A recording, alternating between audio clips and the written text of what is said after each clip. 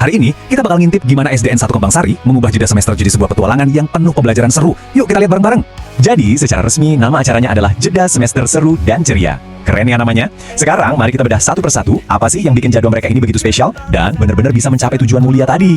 Nih, lihat deh jadwal lengkapnya buat minggu pertama. Kelihatan padat tapi seru kan? Kita mulai dari pelatihan coding, terus ada lomba bola voli, lanjut ke lomba kerajinan tangan, terus ada kompetisi masak, dan semuanya ditutup dengan sebuah perayaan besar di akhir pekan. Oke, kita bahas satu-satu ya. Acaranya dimulai dengan sesuatu yang relevan banget sama zaman sekarang. Pelatihan coding.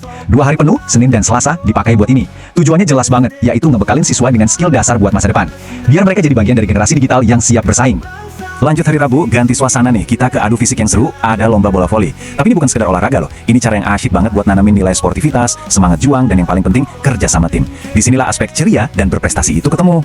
Nah, ini nih yang menurut saya menarik banget. Hari Kamis fokusnya ke keterampilan tangan. Ada 2 lomba sekaligus. Bikin layangan hias yang jelas nguji kreativitas seni. Dan satu lagi, bikin kemoceng. Yang ini ngajarin skill yang praktis dan berguna. Kombinasi yang cerdas banget kan? Udah mau deket-deket weekend nih, suasananya jadi makin enak. Karena ada lomba nasi goreng. Ini cara yang seru banget buat mancing kreativitas kuliner siswa. Siapa tahu kan, dari sini lahir calon-calon koki hebat masa depan.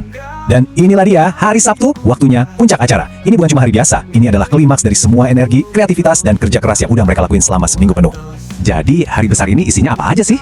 Ada 3 bagian utama. Dimulai dengan jalan sehat bareng-bareng biar segar. Terus dilanjutin sama momen yang ditunggu-tunggu, yaitu pembagian hadiah buat para pemenang. Dan ditutup dengan pentas seni yang nampilin bakat-bakat terbaik dari para siswa. Komplit banget?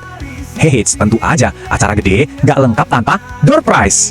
Ini sentuhan kecil yang ngingetin kita semua kalau acara ini tuh bukan cuma soal kompetisi, tapi juga soal merayakan kegembiraan dan kebersamaan sebagai satu keluarga besar. Oke, masuk minggu kedua nih, fokusnya belajar dari dunia luar. Di hari Senin ada tamu spesial, kakak-kakak dari SMA Pradita. Mereka datang buat ngadain sosialisasi sains dan games. Ini jadi kesempatan mentoring yang bagus banget, di mana para siswa bisa belajar langsung dari senior mereka. Cara yang pintar banget kan buat ngebangun koneksi dan ngasih inspirasi. Lanjut hari Selasa, kelasnya pindah ke alam bebas lewat kegiatan outing kelas ke kebun raya Indro Kilo. Ini contoh sempurna dari pembelajaran berbasis pengalaman. Siswa nggak cuma baca buku tentang alam, tapi mereka bisa lihat, sentuh, dan rasain langsung pelajaran yang berharga banget tentang lingkungan kita. Dan sebagai penutup rangkaian acara, ada sesi yang penting banget nih di hari Kamis, sosialisasi pencegahan kebakaran. Dan yang ngasih materi bukan sembarangan loh, tapi langsung tim ahli dari Dinas Pemadam Kebakaran. Ini bukan sekedar teori, ini tentang ngasih siswa keterampilan praktis yang bisa menyelamatkan nyawa, pengetahuan yang fundamental. Jadi kalau kita lihat semua kegiatannya, dari coding, masak, sampai sosialisasi pemadam kebakaran, apa sih benang merahnya? Semuanya itu ternyata kembali ke satu hal, filosofi inti dari sekolah ini. Nah, benang merahnya itu ya ini, filosofi inti dari sekolahnya, yang terangkum dalam moto mereka, seru, ceria, dan berprestasi.